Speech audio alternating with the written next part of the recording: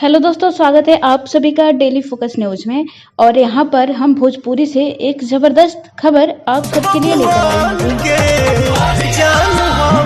आप सभी के चहेते पावर स्टार पवन सिंह की पत्नी आजकल काफी खुले अंदाजों वाली हो गई हैं। जी हाँ, जैसा कि आप इस वीडियो में देख सकते हैं, पावर स्टार पवन सिंह की पत्नी खुले आसमां के नीचे बारिश में, झमाझम बारिश में गजब का डांस कर रही हैं। जी हाँ, और वो भी पावर स्टार पवन सिंह के गाने पर, बबुआन के जान हो। जी हाँ, पावर स्टार पवन सिंह का गाना जो कि काफी सुपर डुपर हिट हुआ था